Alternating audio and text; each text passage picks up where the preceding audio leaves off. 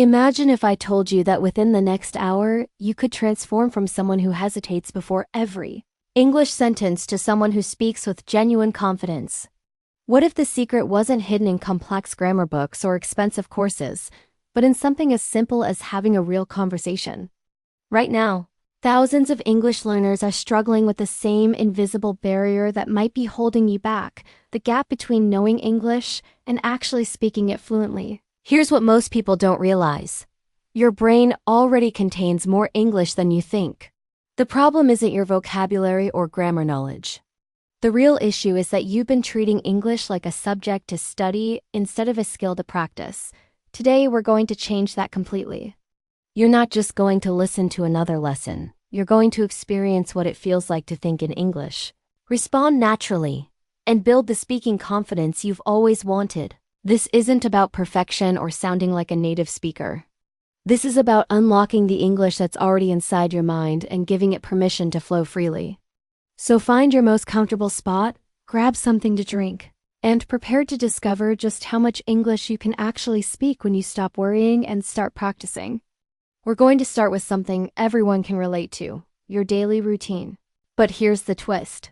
Instead of just learning vocabulary, we're going to practice thinking in English patterns that match how native speakers naturally organize their thoughts.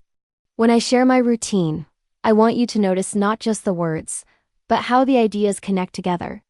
I typically wake up around 7 in the morning, and the first thing I do is drink a large glass of water. There's something refreshing about starting the day with hydration before anything else. Then I brush my teeth, wash my face, and spend a few minutes just appreciating the quiet morning atmosphere. For breakfast, I usually go with something simple but satisfying: scrambled eggs, whole grain toast, and a cup of green tea. My workday officially begins at 9, and I spend most of my time creating content and teaching English classes. What I love about this work is how every student brings unique challenges and perspectives that keep me learning too. Around 1 o'clock, I take a proper lunch break. I'm a big fan of balanced meals, so it's often rice or quinoa with plenty of vegetables and some form of protein like grilled chicken or fish. Evenings are my favorite time for unwinding. Sometimes I'll take a walk through my neighborhood, especially when the weather's nice. Other days, I prefer staying in and reading a good book or watching something interesting on Netflix. Dinner happens around 8, and I try to keep it lighter than lunch. By 10:30, I'm usually winding down for bed because I've learned that good sleep makes everything else better. Now it's your turn to practice. Think about your own routine and try expressing it in English. Don't worry about making mistakes. Focus on communicating your ideas clearly. You might say something like, I wake up at 6:30 and immediately check my phone for messages. After that, I take a quick shower and have coffee with toast for breakfast. My work starts at 8, and I usually have lunch around noon. In the evening, I like watching TV or calling friends. I go to bed around 11 o'clock. Keep talking about your routine, adding as many details as you can. This kind of personal practice helps you build confidence because you're talking about something you know intimately, your own life. Let's move into practicing everyday conversations, the kind you might have when meeting someone new. These interactions follow predictable patterns, which makes them perfect for building your speaking confidence. The key is learning to respond naturally rather than translating from your native language. Here's how a typical first meeting might go. Hello, how are you doing today? The natural response isn't just fine. Try expanding. I'm doing really well. Thank you for asking. How about you? This small change makes you sound more engaged and fluent. When someone asks, what's your name? You can respond with, I'm Sarah. Nice to meet you, rather than just stating your name. Location questions are common too. If someone asks, where are you from? You might answer, I'm originally from Brazil, but I've been living here for about 3 years now. What about you? Are you from around here? Notice how this response gives information and asks a follow-up question, keeping the conversation flowing naturally. Try practicing these exchanges out loud.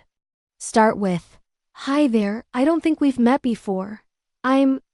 And continue the conversation as if you're talking to a real person. This kind of self-practice might feel strange at first, but it's incredibly effective for building your speaking reflexes. Now let's practice some practical scenarios you'll encounter regularly. Imagine you're at a coffee shop. Instead of just ordering, try engaging a bit more. Good morning. Could I please get a medium cappuccino? Actually, make that a large. I have a busy day ahead. Do you have any pastries that go well with coffee? This sounds much more natural than simply saying 1 cappuccino, please. At a clothing store, you might say, "Excuse me, I'm looking for a jacket similar to this one, but maybe in a darker color. Do you have anything like that? And would it be possible to try it on?" This approach shows you're comfortable with the language and can handle more complex interactions. The secret to sounding more fluent is adding these small conversational elements, explanations, follow-up questions, and polite expressions that native speakers use automatically. Let's work on describing your immediate environment, which is an excellent way to build vocabulary and practice forming sentences quickly. Look around wherever you are right now and start describing what you see, but try to go beyond just naming objects. Instead of saying, "I see a chair," try, "There's a comfortable-looking wooden chair next to the window, and it has a soft blue cushion on it." Rather than "I see books," you might say, "I can see several books scattered across the desk. Some look like novels, and others appear to be textbooks or reference materials." This practice helps you think more descriptively in English and builds your ability to add detail and personality to your speaking. Try describing colors, textures, sizes, and positions. For example, the walls are painted a warm cream color, and there are 2 framed photographs hanging slightly off-center above the sofa. Keep going with this exercise for a few minutes, describing everything around you in as much detail as possible. The goal is to speak continuously without worrying about perfection. Asking for and giving directions is a crucial skill that can save you time and stress in real-world situations. The key is learning to be specific and polite while keeping your instructions clear and easy to follow. When you need directions, start politely. "Excuse me. I'm sorry to bother you, but I'm looking for the nearest subway station. Could you possibly point me in the right direction?" This is much more natural than just asking, "Where is Subway?" When giving directions, break them into clear steps. "Sure, no problem. If you go straight down the street for about 2 blocks, you'll see a large bank on your left. The subway entrance is right next to that bank. You can't miss it. There's a big sign." Practice both sides of these conversations. Imagine you're lost and need to find a restaurant, post office, or shopping center. Then flip the scenario and practice giving directions to these same places. Transportation vocabulary is particularly useful here. Take the bus, catch the train. It's about a 10-minute walk. You'll need to cross the street. These phrases will serve you well in countless real situations. Let's dive deeper into expressing preferences and opinions, which is where your personality really starts to show through your English. This is often where learners feel most nervous because they're sharing personal thoughts rather than just exchanging basic information. Start with simple preference statements and build complexity. "I really enjoy Italian food, especially pasta dishes with lots of vegetables." Then add reasoning. "There's something comforting about a well-made pasta dish, and I love how Italian cuisine uses fresh, simple ingredients to create amazing flavors." Practice expressing mild disagreement politely. "I can see why people enjoy horror movies, but personally, I prefer comedies or documentaries. I find them more relaxing after a long day." Notice how this acknowledges other viewpoints while clearly stating your own preference. Try talking about music, movies, books, food, travel destinations, or hobbies. The goal is to speak for at least 30 seconds about each topic, explaining not just what you like, but why you like it. Weather conversations might seem trivial, but they're actually sophisticated social tools that help people connect and transition into other topics. Learning to discuss weather naturally will make you sound more fluent and give you confidence in small talk situations. Instead of just saying, "It's hot," try, "It's incredibly warm today. I think it must be at least 30 degrees. Perfect weather for spending time at the beach, but not so great if you have to work outdoors." This shows you can connect weather to activities and consider different perspectives. Seasonal discussions are particularly rich. "I love autumn because the leaves change colors and the air gets crisp and fresh. It's perfect weather for wearing cozy sweaters and drinking warm coffee."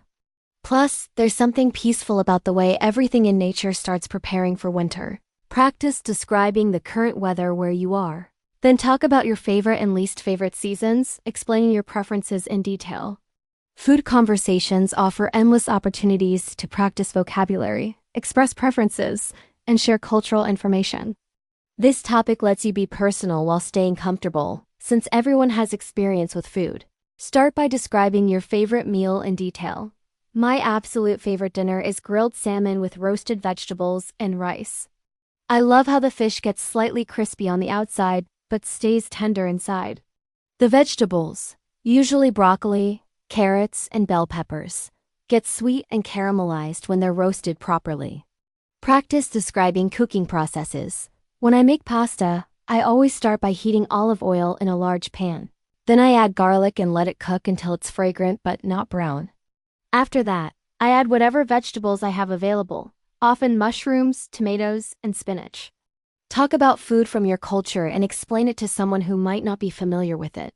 This helps you practice explanatory language and builds confidence in sharing your background. Shopping vocabulary is essential for practical daily life, and practicing these conversations will prepare you for real interactions with salespeople and customer service representatives. Instead of basic exchanges, try more detailed interactions. I'm looking for a gift for my sister who loves reading.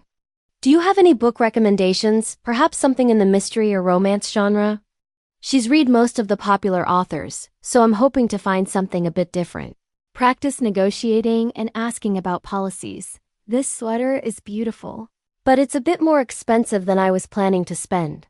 Do you offer any discounts for students? Or is it possible that it might go on sale soon? Return and exchange scenarios are important too.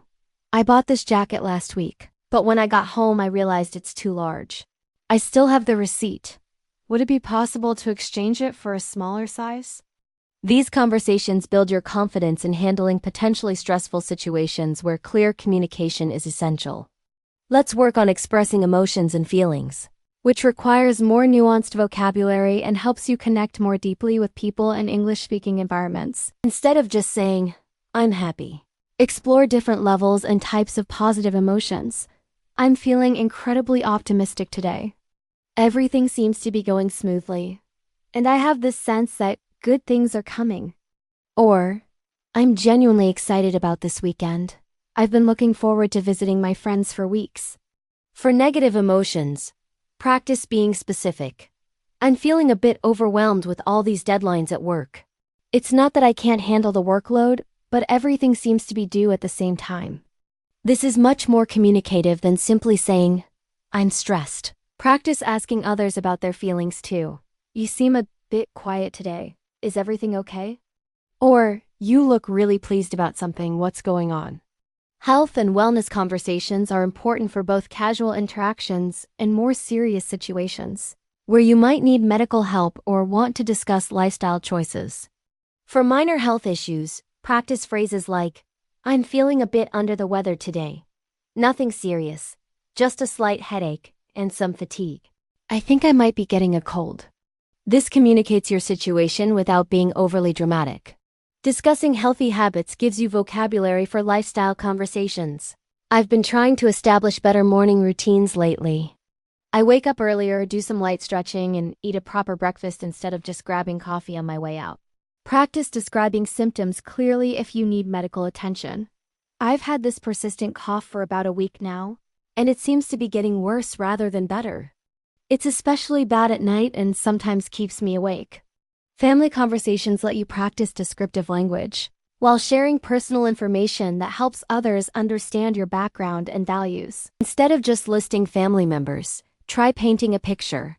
I come from a pretty close-knit family. My parents had been married for almost 30 years, and they still seem to genuinely enjoy each other's company. My younger brother is studying engineering. He's always been the technical one in the family, while I'm more interested in languages and communication. Practice talking about family traditions. Every Sunday, we have dinner together at my grandmother's house. She insists on cooking everything from scratch, and we spend hours around the table talking and laughing. It's one of my favorite weekly traditions. Discuss how your family influenced your personality or interests. I think I got my love of reading from my mother. She always had a book in her hand when I was growing up, and our house was filled with bookshelves. Hobby discussions allow you to share your passions and interests, while practicing vocabulary related to activities you genuinely care about. Go beyond just naming your hobbies. I'm really into photography, especially landscape and street photography. There's something magical about capturing a perfect moment, the way light hits a building, or the expression on someone's face when they think no one is watching. Discuss how you got interested in your hobbies. I started learning guitar about 5 years ago because I was feeling stressed at work and needed something creative to focus on. At first, it was just a way to relax, but now I actually play in a small band with some friends. Talk about challenges and improvements. Cooking has become a real passion of mine, though I'll admit I had some spectacular failures in the beginning. Last month, I tried to make bread from scratch and ended up with something that could have been used as a doorstop. Making plans and scheduling requires future tense practice and gives you vocabulary for coordinating with others in professional and social situations. Practice suggesting activities. Would you be interested in trying that new restaurant downtown sometime this week? I heard they have excellent Thai food and I've been craving something spicy lately. Discuss scheduling challenges. I'd love to meet up this weekend, but Saturday afternoon is pretty busy for me. How does Sunday evening sound? We could grab dinner and maybe catch a movie afterward. Learn to negotiate timing politely. That time works for me in general, but could we make it slightly later? I have a conference call that might run over and I'd hate to keep you waiting. Phone conversations can feel particularly challenging because you lose visual cues, making clear pronunciation and structured communication even more important. Practice answering calls professionally. Hello, this is Maria speaking. How can I help you today? For personal calls, hi there. I'm so glad you called. How have you been? Learn to handle unclear connections. I'm sorry, the connection seems a bit unclear. Could you repeat that last part? Or I think we might have a bad connection. Your voice is cutting out a bit. Practice leaving messages. Hi, it's John calling. I was hoping to discuss the project timeline with you when you have a chance. My number is ... And I'll be available until about 6 this evening. Travel planning conversations help you practice future scenarios and build vocabulary for situations you'll likely encounter if you visit English-speaking countries. Discuss travel preferences. I love traveling, but I prefer destinations where I can experience local culture rather than just tourist attractions. I'd rather eat at small neighborhood restaurants and explore local markets than stay in international hotel chains. Practice booking scenarios. I'm looking for accommodations for 2 people for 3 nights, starting this Friday. Do you have anything available with a good location for walking to restaurants and shops? Describe past trips. Last year I visited New Zealand, and it was absolutely breathtaking. The landscapes are so diverse. You can see mountains, beaches, and forests all in the same day. As we wrap up this practice session, remember that becoming fluent in English isn't about achieving perfection. It's about building confidence to communicate your thoughts and feelings clearly. Every conversation you practice, every mistake you make and learn from, every moment you choose to speak instead of staying silent, brings you closer to the fluency you want. The topics we've covered today: daily routines, preferences, emotions, planning, and personal interests form the foundation of most conversations you'll have in English. Keep practicing these patterns, but more importantly, keep speaking. Find opportunities to use English in real situations, even if they feel challenging at first. Your English journey is unique to you. Some days you'll feel confident and fluent. Other days you might struggle with words that usually come easily. This is completely normal and part of the learning process. What matters most is that you keep practicing, keep speaking, and keep believing in your ability to master this beautiful language. The next time you find yourself in an English conversation, remember that the person you're talking to wants to understand you, not judge your grammar. Focus on communicating your ideas clearly and connecting with the other person. That's what real fluency looks like, not perfect grammar, but effective communication that builds relationships and shares experiences. Keep practicing, stay curious, and most importantly, enjoy the journey of discovering how much you can express in English when you give yourself permission to speak freely and confidently.